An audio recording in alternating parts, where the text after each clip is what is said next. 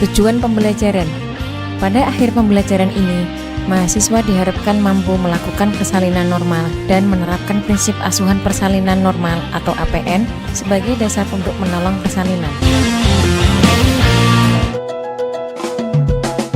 Yang pertama kita akan memperkenalkan alat-alat untuk praktikum persalinan normal ya.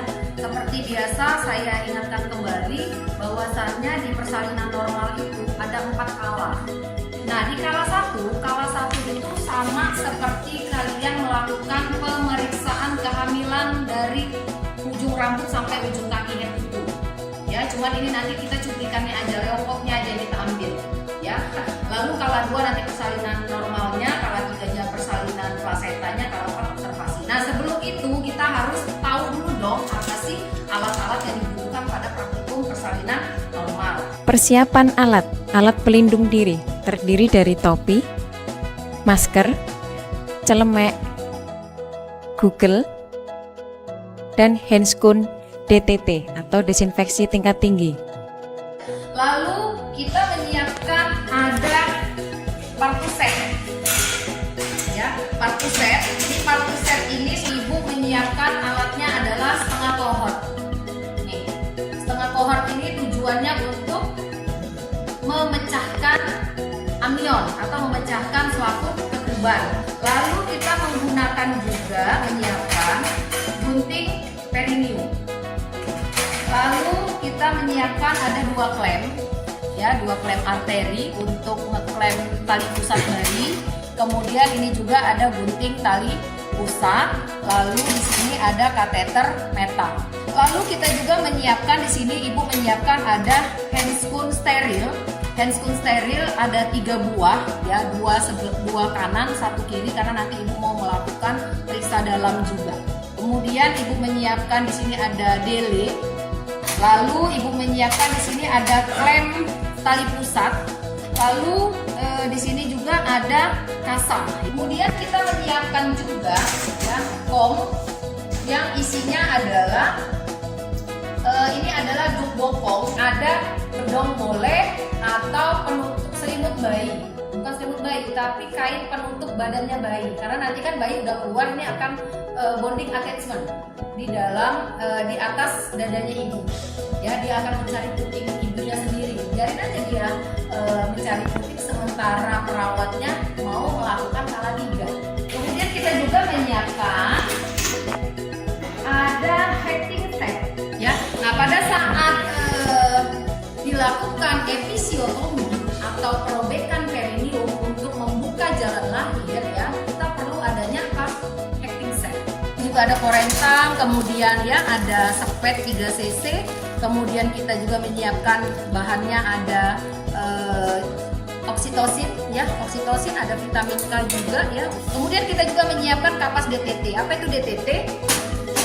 Disinfeksi tingkat tinggi ya. Lalu ada korentang, kemudian ada bengkok ya. Lalu ada alat ukur ANC-nya ya seperti stetoskop. Kemudian tensi, ada medline ya, di medcam kita pakai. Kemudian ada Doppler. Nah, Doppler ini untuk mendengarkan detak jantung bayi janin ya, kalau masih di dalam detak jantung janin ya. Kemudian ada, nah ini ibu menyiapkan seperti di rumah sakit atau klinik-klinik ya, untuk meletakkan hari-hari atau plasenta ya. Kemudian jangan lupa ibu juga menyiapkan di sini ada mau dia waskom, mau dia ember, terserah apapun itu, yang penting dia untuk meletakkan cairan DTT sama cairan klorin. Ini berbeda fungsinya. Kalau dia DTT ini untuk meletakkan bahan-bahan yang memang sudah dipakai, sudah selesai dipakai, diletakkan di cairan ini supaya tidak mengalami infeksi nosokomia.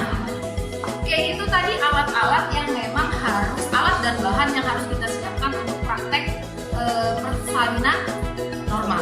Ya, sekarang kita mau melakukan praktek tindakannya ya, atau tindakan keperawatan persalinan normal dari kala 1 sampai kala 4. Kala 1 dibagi menjadi fase laten dan fase aktif. Fase aktif terdiri dari 3 fase, yaitu 1. Fase akselerasi, 2. Fase dilatasi maksimal, 3. Fase deselerasi.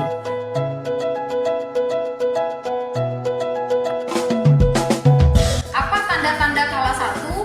Kala 1 adalah pasien datang ke ruang bersalin dengan keluhan mules, keluar darah, dan lendir dari vagina. Ya, kalau sudah ketemu pasien dengan keluhan seperti itu, kita lihat kondisinya sudah cukup bulan, itu artinya sudah mau melahirkan. Lalu kita bimbing ke kamar kecil. Ngapain? Kita arahkan untuk membersihkan diri, untuk berkemih, untuk bereliminasi. Kenapa? Karena jangan sampai pada saat kita masuk ke kala 2 mau melahirkan, kalau dia tidak mau buang air besar, buang air kecil, pada saat ngeden itu keluar semua bersama kepala bayi. Ya, karena kalau yang masih takut-takut itu ditahan karena takut anaknya keluar di lubang WC. Padahal enggak, akan berbeda. Nyeri pada saat kontraksi mau melahirkan sama nyeri pada saat dia mau BAB. Banyak sekali kasusnya kalau dia nahan BAB, begitu dia pengeluaran pada saat lahirnya bayi, kepala bayi itu ada di lubang vagina, lalu feses ada di lubang anusnya. Dia ngeden itu keluar semua. Jadi si tenaga medis itu sibuk ngeluarin kepala, sibuk ngebuang feses. Jadi makanya kalau ada pasien yang sudah datang dengan keluhan seperti tadi, arahkan untuk membersihkan diri dulu, lalu untuk berkemih maupun untuk bereliminasi. Selesai kita tangkap, suruh ganti pakaian. Lalu sebelum duduk biasanya ingat perasaan ANC. ANC sebelum dia di tiduran, ya kan nggak mungkin kita udah tiduran gara-gara mau ujian suruh nimbang berat badan, suruh apa lagi mengukur tinggi badan. Perut berat nggak mbak bawa perut yang sudah hamil 9 bulan, ya berat ya. Jadi sebelum ke tempat tidur arahkan pasien untuk timbang berat badan, lalu ukur tinggi badan karena itu anamnesa. Selesai, kalau udah selesai arahkan ibu untuk berbaring ke bed ya, dengan cara bukan langsung blok gitu enggak, tapi duduk kemudian miringkan. Nah ya, jadi nggak langsung tidur begitu. Jadi duduk dulu ya, duduk seperti ini, kemudian pelan-pelan nih miring, tidurnya sambil miring, baru nanti dia posisi terlentang. Paham ya sampai di sini? Oke. Kalau sudah kita mau melakukan apa? Observasi. Apa yang dilakukan observasi? Lakukan TTP, pemeriksaan TTP, kemudian observasi apa? Kontraksi biasanya kalau dia masih belum fase aktif, itu biasanya kontraksinya masih ringan. Dia 1-2 kali per 10 menit. Ya, intensitasnya masih ringan dan durasinya masih sangat ringan juga. Kurang lebih berapa detik itu? 20 detik ya. Lalu kita minta ibu untuk apa? Untuk posisi litotomi dengan kakinya ditekuk karena kita mau melakukan apa? Siapa yang ingat? Mau melakukan pemeriksaan Leopold dulu, Leopold.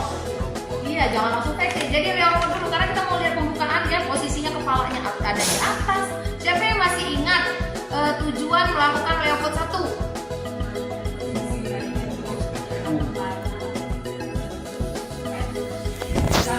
Ya, untuk mengukur tinggi fundus uteri atau tuanya kehamilan, sama untuk mengetahui bagian apa yang ada di atas fundus uteri, apakah bokong atau kepala. Normalnya apa yang di atas? Bokong. Kenapa? Kalau kepalanya di atas berarti sungsang ya. Lalu Leopold 2 fungsinya untuk apa? Mengetahui di mana letak punggung janin dan ekstremitas janin. Leopold 3 untuk menentukan bagian apa yang ada di perut bawah ibu, apakah kepala atau bokong. Kemudian pengen tahu nih sudah goyang atau belum kepalanya, kepala janin ya. Kalau masih goyang berarti belum masuk pintu atas panggul, nggak perlu dilakukan Leopold 4. Ngapain? Dia suruh jalan-jalan supaya kepala janin turun. Nah, Leopold 4 tujuannya untuk mengetahui seberapa jauh kepala janin sudah masuk pintu atas panggul. Yuk sekarang kita praktekkan ya. Bagaimana cara melakukan Leopard 1 ya? Yang pertama adalah kita cuci tangan ya. Cuci tangan ada berapa langkah? 6. 6 langkah. Mencuci tangan.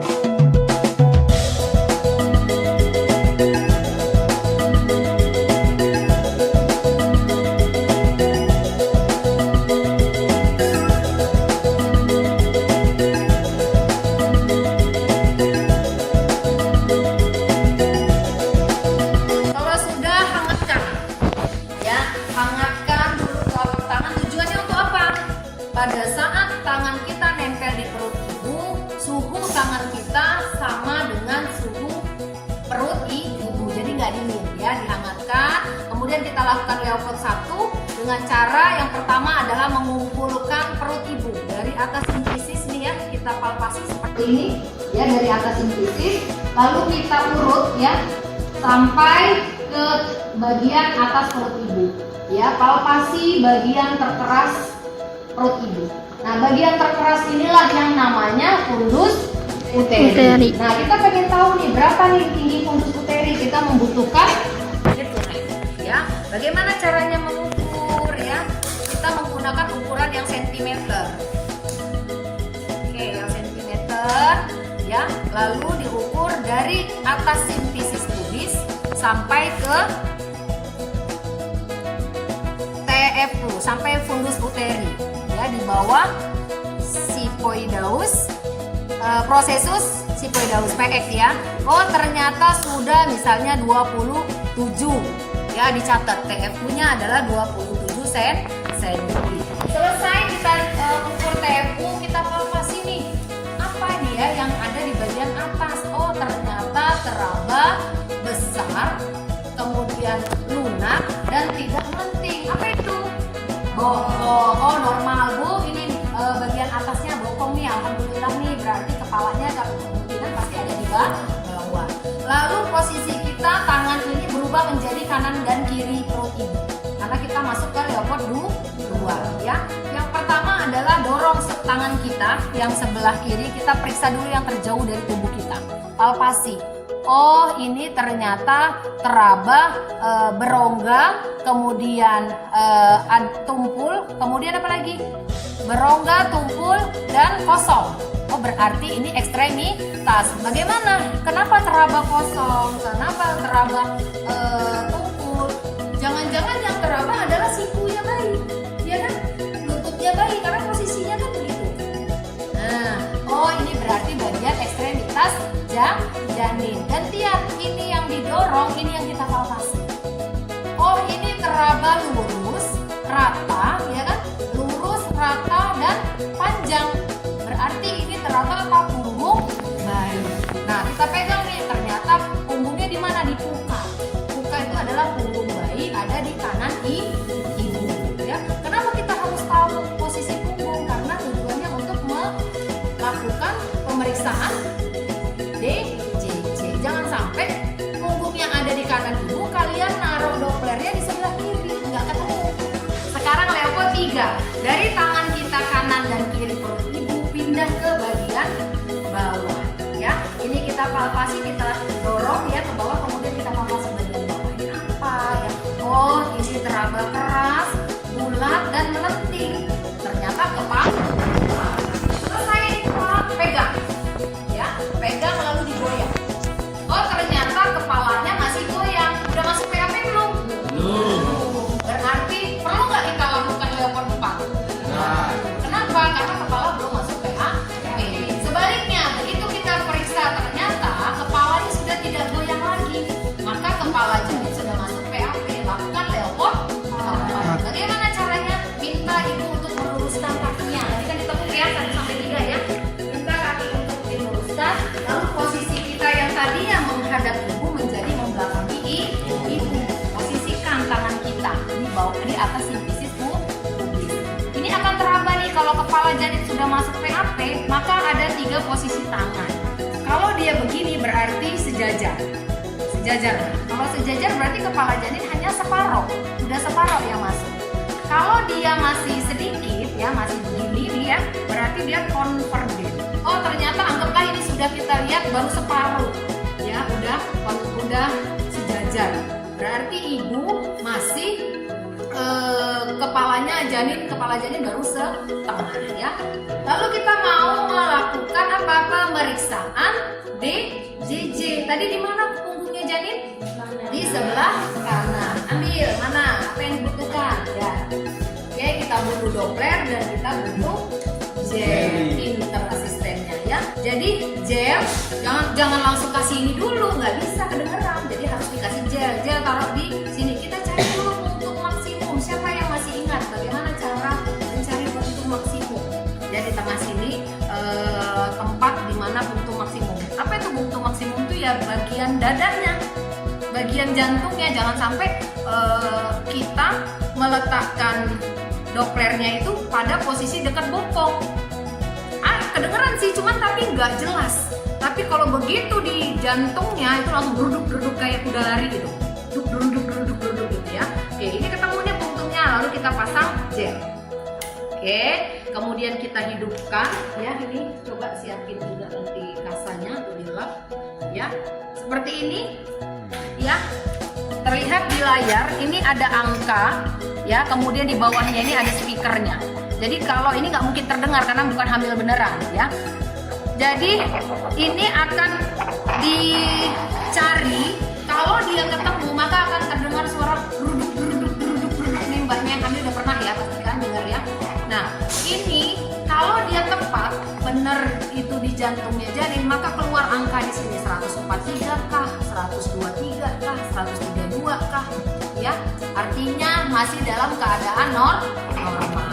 Selesai ya, Reopo 1, 2, 3, 4. Kita mau melakukan apa? Melakukan PT atau periksa dalam. Apa yang kita butuhkan? Hasilnya tadi kita pakai ya. Dekatkan untuk bengkok. Mumpung kita belum pakai headphone, ini kan bersih ya. Dekatkan bengkok, lalu dekatkan kapas. Ya, kapas DTT ya, kapas DTT. Lalu kita mau ngambil headphone. Boleh langsung diambilin sama plastiknya peka ya. Nah, kalau dia dalam keadaan steril, jangan langsung kita copot. Ya, ambil menggunakan korek. Ambil aja satu. Nah, ya. Satu. Kesel dia Budi. Tutup, boleh tutup. Ya, kita ambil. Boleh nggak kita pegang yang bagian dalam? Boleh. Ya, udah dalam. Udah asik lah ya. Kalian pasti udah paham bagaimana cara itu dalam bak hidromen atau kom. Selesai ya. Kita mau melakukan pemeriksaan PT, periksa dalam ya. Ini boleh juga pakai handscoon ya, cuma kalau ibu kan udah memastikan misalnya ini udah nggak terlalu kotor ya, lalu pasien ini udah punya riwayat penyakit menular, makanya tadi ibu nggak pakai handscoon ya. Tapi kalau dia punya penyakit menular, wajib apapun, bahkan kita mau melakukan TTP pun menggunakan handscoon ya. Oke, kita ambil satu kapas sublimat, kapas DTT ya. Taruh di jempol kita satu, sebelah kiri, taruh di jempol kanan kita satu, jempol lagi, telunjuk ya. Lalu dibuka bagian labianya, labia mayoranya yang bagian atas. Lalu kita langsung ambil DTT sekali 5 karena ibu nggak mau bolak balik. Ambil aja 1, 2, 3, 4, 5 ya. Untuk membersihkan apa? Yang pertama, bersihkan dulu bagian yang terjauh dari pasien ya, dari perawat ya. Labia mayora sinistra, labia mayora destra, labia minora sinistra, labia minora dextra, lalu bagian atas sampai ke perineum dan anus. Oke, selesai. Kita pinggirin, lalu kita mau PT ya. Kita PT, ibu tarik nafas ya, pastikan kalau biar ibunya nggak sakit pada saat kontraksi ya. Bu, masukin dulu yang jari tengah ya. Bu, tarik nafas bu, masukin, lalu telusuri dengan jari telunjuk, lalu palpasi. Yuk silahkan dibacain apa hasilnya untuk PT pertama.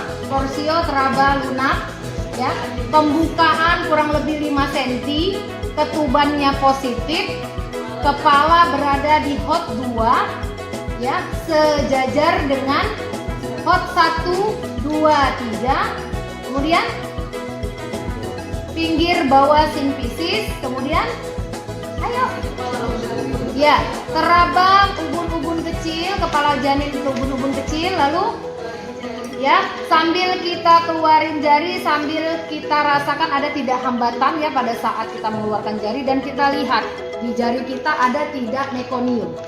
Apa itu mekonium? Iya, pertama janin. Kalau ada pertama janin, kita curiga apa? Curiga berarti di bagian bawah perut ibu adalah bokong. Masa kepala ada mekonium?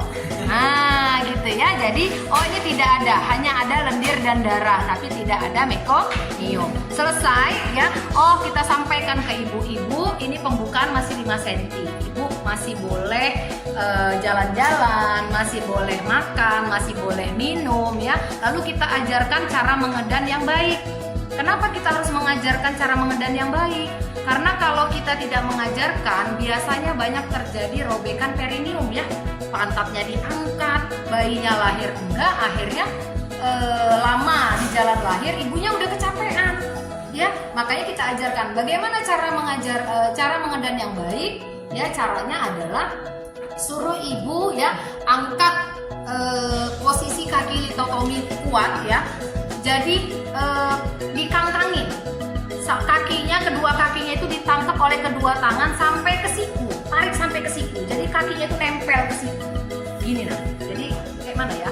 Nah, gini lah ya. Nah, kalau sudah seperti itu, posisi dagu nempel ke dada. Lalu mata melihat ke perut. Nah, ya. Lalu dia ngeden pada saat apa? Pada saat kontraksi. Enggak kontraksi jangan ngeden ya kan. Kalau dia nggak kontraksi ngeden, dia capek. Berhenti di ininya ngedennya, kontraksinya hilang, ambil minum apa, susu, minum teh, makan apa, yang penting dia bertenaga. Karena luar biasa, karena ibu juga kan ngelahirin secara normal, itu luar biasa ngerasain ya. Oke, selesai kita kasih pankes, kita arahkan kerjasama yang baik dengan suami. Kalau misalnya ada kontraksi, upayakan untuk melakukan massas pada tubuh ibu, itu sangat memberikan kenyamanan pada ibu. Jadi jangan malah dimarahin ya, karena normal, nyeri bersalin itu normal. Semakin dia sering, semakin intensitasnya kuat, itu udah semakin mau melahirkan. Jangan takut, itu normal. Oke, selesai ya. Kalau udah selesai, kita cek kontraksinya, kita cek dan lain-lain. Kemudian kita sudah mau masuk ke kala 2. Apa ciri-ciri kala 2? Ingin BAB, gelisah, keluar keringat berlebih, nyerinya tambah meningkat, ya kan? Apalagi his semakin meningkat. Pada saat kita lihat vagina, ternyata keadaan perineum sudah meregang, membentuk huruf D, kepala sudah mulai nongol, ya kan? Ada yang seperti itu kan? Kalau belum pecah, ya dia udah kelihatan nih amnionnya. Tapi kalau dia udah pecah, itu udah rambut, udah kepala janin, ubun-ubunnya yang terlihat di vagina. Ya, udah ada tuh ciri-ciri itu. Apa yang kita lakukan? Kita mulai prepare untuk melakukan persalinan normal. Kalau sudah seperti ini, apa yang harus kita periksa pertama? Observasi dulu TTP. Jadi asisten nanti periksa TTP, kemudian periksa kontraksi, periksa DJJ ya. Kontraksinya berarti sudah semakin meningkat. Apa? Berapa kali frekuensinya? Sudah 5-6 kali per 10 menit. Intensitasnya sudah kuat dan durasinya sudah 40 detik. Wah, udah semakin kuat, udah semakin sering dan semakin nyeri. Kalau sudah seperti itu, kita mau apa? Melakukan periksa dalam yang kedua, ya kan? Periksa dalam yang kedua. Tadi masih 5 cm, kita lakukan PD lagi. Dekatkan sama kayak tadi. PD-nya dekatkan bengkok, kemudian dekatkan kapas DTT, lalu kita pakai handspoon steril, ya. Oke, kemudian kita mau melakukan periksa, nggak perlu 5 ya, cukup 3 saja, langsung periksa 1, 2, 3 ya. Periksa labia mayora, sinistra, labia mayora, dextra, lalu dari atas sampai ke bawah ya. Kemudian kita PD. Oke, kita masukin, lalu kita palpasi. Oh, ternyata apa ciri-cirinya? Apa yang dirasakan pada saat PD kedua. Yang pertama adalah porsio sudah tidak teraba lagi, pembukaan sudah lengkap, udah yang tadinya segini begitu kita masuk ke situ udah nggak teraba lagi, berarti udah lengkap 10 cm. Ya, porsio udah lengkap tapi ketubannya masih utuh. Ya, ketuban utuh, kemudian apalagi kepala sudah berada di hot 4 sejajar dengan hot 1, 2, 3 melalui os koksikis. Lalu apa? Ya, kalau sudah, oh ini sudah pembukaan lengkap. Kita udah mau nih mecahin ketubannya dulu. Ayo asisten, tolong nggak piskon dulu. Asisten pasang piskon, tapi tangan kita jangan keluar karena kita mau langsung tindakan pemecahan ketuban. Selesai. Ya, masukin. Ayo ibu diangkat ke pantatnya sedikit. Oke, selesai. Lalu asisten pasangkan handscreen sebelah kiri ibu. Ambil dibuka aja. Tangkap dulu pakai ini bagian boleh bagian taruh dulu, lalu pegang lebarkan bagian dalam, bagian ke sini. Oke, pinter. Udah nggak? Oke, jari masuk. Ya, oke. Kalau sudah ya, kita mau melakukan pemecahan ketuban. Dekatkan ininya. Boleh langsung dikasih. Apa? Ya, setengah kohort boleh. Oke, ambil ya. Bagaimana cara masukin setengah kohort? Apakah yang tajamnya langsung masuk? Tidak. Ya, telusuri seperti ini. Pada saat masuk ke vagina ini posisinya di dalam dulu. Begitu sampai ujung baru kita balik. Ya, supaya tidak merobek lubang vagina. Ya, jadi seperti ini. Ini posisinya di dalam nih. Ya, lalu kita telusuri sampai ujung, sampai serviks, lalu kita puter. Nah, kalau udah diputer dia ditangkap kan? Nyambung nggak? Sampai di sini nyambung? Ya, dari gini, ya, telusuri masuk ke lubang vagina, nyampe ujung kita puter, lalu kita tangkap. Nah, kalau sudah seperti ini kan kita tinggal cuil aja dia robek, paham? Nah, posisi tangan kita ini menghalangi lubang vagina supaya begitu kita robek ya tidak menghambur ke atas ya. Jadi kita robek ya, nah maka akan tumpah semua ke pispot. Dan ini taruh di mana tadi? Ember apa? Klorin. Kita taruh di klorin ya. Boleh tadi lupa ibu minta tolong ke mbaknya, ke asistennya ya. Lalu kita luaskan amnionnya, kan udah dirobek tuh. Amnion itu kan selaput ya, kalau udah dirobek kecil dia pecah. Luaskan amnionnya, selaput amnion sehingga tinggal kepalanya yang sisa sudah keluar dari amnion. Kemudian kita apa? Kita periksa. Apa yang diperiksa dari ketuban? Air ketuban? Warnanya, baunya, jumlahnya. Oh, kalau dia warnanya baunya khas, kemudian warnanya kuning ya, tidak kehijauan, berarti memang normal. Jumlahnya juga normal ya. Kalau sudah kita luaskan, minta tolong asisten pinggirin. Kemudian ini kayaknya perlu dilakukan episiotomi. Tapi ada juga yang tidak perlu kalau pasiennya memang pintar ngeden. Oh, kalau memang mau melakukan episiotomi berarti kita harus melakukan apa? Ambil gunting perineum. Sebelum ambil gunting perineum kita kasih betadin dulu ya, kasih betadin dulu. Ini posisi tangan kita itu ada di lubang vagina, masukin 2 jari kita ke sini ya, tarik nafas ibu ya. Lalu kasih betadin ya, bagian dalam dan bagian luar perineum. Paham? Bagian dalam dan bagian luar. Kenapa? Karena mau kita gunting ya. Selesai, minta gunting. Ya, gunting perineum. Bagaimana cara mengguntingnya? Yang bagian tumpul ada di dalam lubang. Bukan seperti ini ya, tetapi seperti ini, dibalik. Ya, boleh dia di medial, di tengah, boleh dia lateral. Ya, silahkan saja. Kalau sudah digunting, selesai, ini taruh di di klorin. Kemudian kita sudah mau siap-siap menangkap kepala bayi ya, nunggu bayi kepalanya crowning. Apa itu crowning? Crowning itu kepala vagina. Mau dia ngedep nggak gendep, kepalanya mau dia kontraksi atau tidak kontraksi, kepala sudah normal, udah siap untuk dilahirkan. Nah ini udah kepala ini udah kelihatan nih kronik, maka kita harus menyiapkan apa aja? Udah siapkan ini, ya. Oke, langsung aja ibu boleh ambil. Duk bokong. Duk bokong itu kita siapkan secara segitiga, nah seperti ini, ya. Karena ini steril ya, kita upayakan steril. Bagian dalam, masukkan tangan kita ke bagian dalam, minta ibu untuk angkat. Angkat bu bokongnya. Nah ini nanti kita siapkan untuk apa? Menangkap kepala kepala bayi. Oke, ini kita copot ya. Anggap saja kepalanya mbaknya boleh di sini. Bantu ibu untuk mengeluarkan bayinya. Oke, ya kalau sudah seperti ini, kepala janin mau melakukan proses keluar dari lubang vagina. Silakan dibaca rame-rame yuk mekanisme persalinan.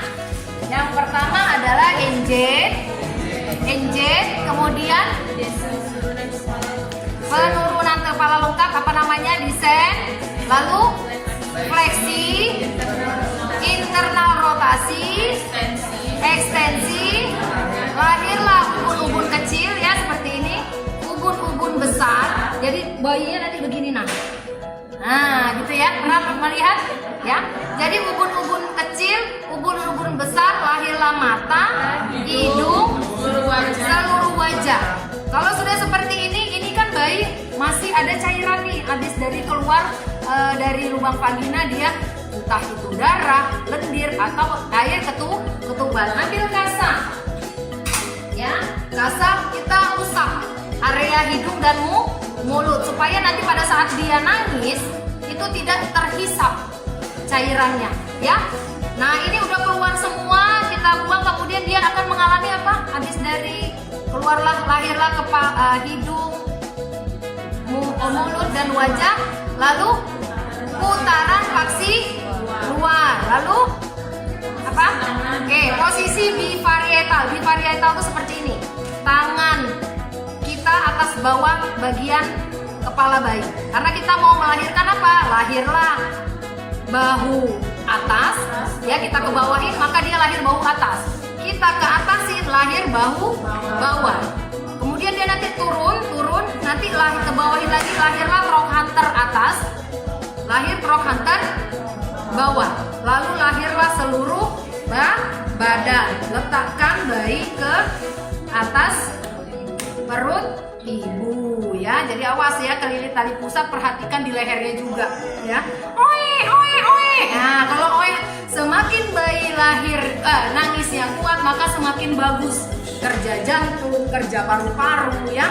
Nah, kalau sudah seperti ini, kita mau ini mbaknya pasang pispos, Mbak. Ya, ini tadi untuk tangkep ya, takutnya tadi tuh robek ya, harusnya ditangkep. Oke, pasang pispos, karena kenapa? Takutnya tiba-tiba keluar darah ya. Lalu asisten pasang pispos, asisten suntikin oksitosin, karena untuk mempersiapkan apa? Mempersiapkan kontraksi pada saat kala 3 untuk mengeluarkan plasenta. Kita fokus pada bayi. Pada bayi seperti ini ya. Tangan kita pegang bagian ketiak bayi ya. Kemudian kita mau langsung lele, sukses dulu. Yang disukses ya kita pencet, karena jangan sampai pencetnya pas di situ. Pencet dulu, nanti begitu kita lepas dia akan jedor. Ya, pencet. Apa duluan yang kita sedot? Hidung ya. Hidung kanan buang. Ya, pencet lagi hidung kiri buang. Kemudian pencet lagi mulut. Selesai. Ya, kalau selesai ini taruh di Oke, selesai ya. Kalau udah selesai, biarin bayinya nanti main-main sendiri di atas perut ibu. Kita mau apa? Motong tali pusat dulu. Potong tali pusat. Tali pusat ya. Yang pertama adalah kita mau menyiapkan arteri clay. Bagaimana caranya? Berapa ukurannya? 1-5 cm dari pusat bayi ya. Diurut. Jadi jangan main krem-krem aja, diurut, karena di sini kan darah nih. Ya, diurut, jangan sampai kalau nggak kita urut, kita gunting, darahnya muncrat. Jadi diurut ya, diurut, darahnya sudah sampai sini, ambil klem pertama. Ya, ambil klem pertama, lalu klem ya. Kemudian urut lagi untuk kita meletakkan klem kedua. Oke. Ini gunting udah. Ya, kemudian ibu butuh itu tadi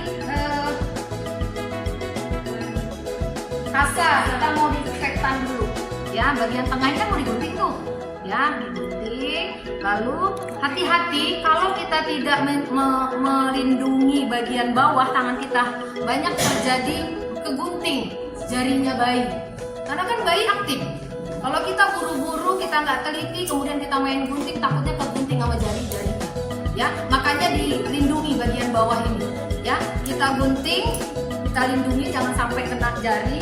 Lalu kita ini gunting tali pusat. Oh iya bener. Ya, kita gunting di bagian tengah. Nah, ini kita taruh di sini. Lalu kita siapkan apa, klem tali pusat. Jangan dilepas dulu. Ya, tunggu. Kita pasang dulu klem tali pusat.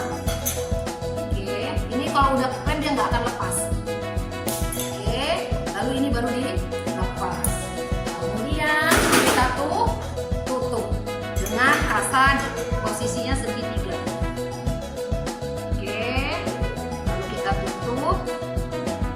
Kemudian berikan posisi bonding attachment, kasih ke bagian dada ibu, biarin dia mencari puting, ya, menyusu dini. Lalu ambil limutin supaya dia tidak hipotermi. Udah, biar dia mencari. Kita mau siap-siap untuk melakukan kala 3. Ya, oh ternyata kontraksinya bagus karena tadi habis disuntik oksitosin. Oh bagus nih kontraksinya, kita palpasi bagian perutnya. Lalu oh ini kandung kemihnya ternyata penuh, berarti ibu butuh apa? Metal kateter ya, metal kateter. Posisinya ke atas sini ya. Lubang vagina itu kan ada 2 ya, ada lubang di vagina itu ada 2 lubang, satu lubang kencing, satu lubang vagina. Cari ya, boleh kita pakai kapas DTT, misalnya ini banyak darah dan segala macam, kita usap bagian atas untuk mencari lubang uretranya. Ya, kita usap, lalu kita cari lubangnya, kemudian masukkan pada posisi lubang kemihnya, lubang kencingnya. Begitu dia kena kandung kemih, maka otomatis dia akan keluar kencingnya. Caranya bagaimana? Dicabut mandrinnya. Ini dicabut. Kalau nggak dicabut nggak keluar cairannya. Ya, cabut, taruh ya di sini DTT. Lalu dia otomatis keluar melalui lubang ini, urinnya ke piskon. Paham? Ya, sudah keluar, kandung kemihnya dimasas ya supaya keluar semua. Maka kita sudah mau persiapan mengeluarkan plasenta. Nah, pada saat kita ini kan kejauhan nih, nggak mungkin nih kita nariknya kayak gini ya. Jadi ini boleh kita majuin. Caranya gimana? Urut. Setiap kita mau mengklaim tali pusat itu diurut ke atas supaya tidak muncrat darahnya. Ya, pasang di sini sehingga kita enak nanti nariknya. Ya, pegangnya seperti ini, seperti merokok.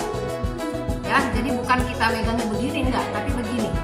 Ya, ini boleh dimajuin lagi. Oke, kemudian pada saat kita mau mengeluarkan plasenta, lihat dulu tanda-tanda kala 3-nya. Apa tanda-tanda kala 3?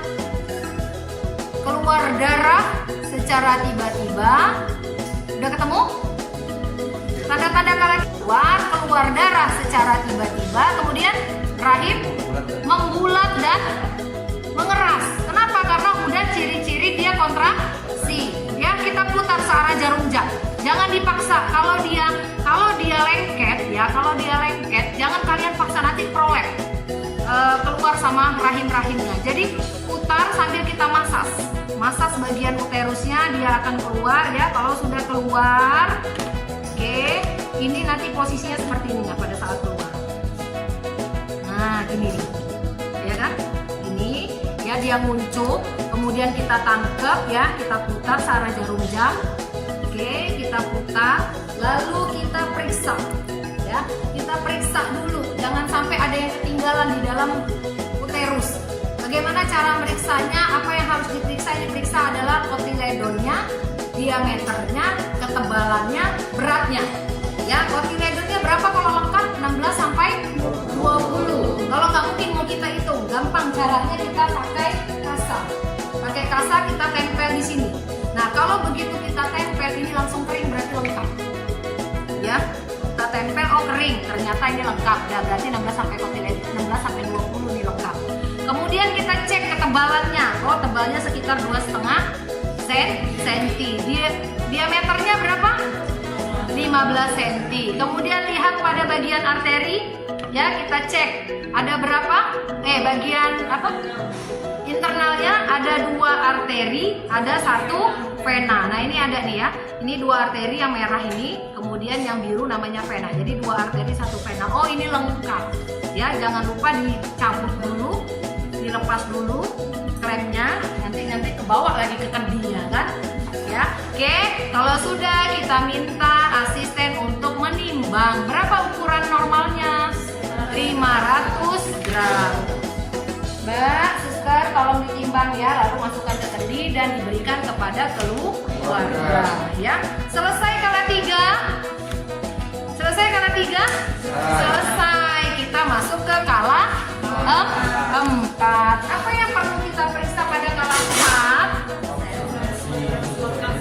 Perdarahannya, kontraksinya, apalagi plasentanya takutnya apa memang masih ada yang tertinggal dan lain-lain, apalagi TTP-nya juga, apalagi luka periniumnya. Nah, kalau misalnya tadi terjadi robekan ya, berarti lakukan tadi apa? Hekting perinium. Jadi nanti di hekting lalu dilakukan perawatan, kemudian dilakukan observasi. Observasi di kala 4 itu ada 2.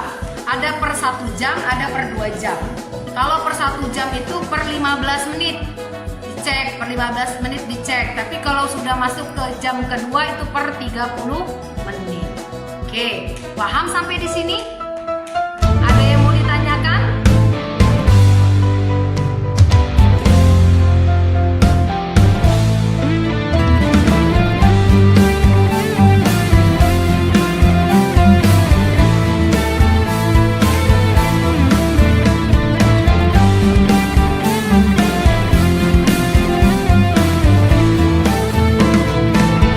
Assalamualaikum, mahab di kanan kiri, tapi jamo say umum, say lagi nginum kupai. Cak culai nabui nabui, cak culai nabui nabui, cak culai nabui nabui, kata bui kata.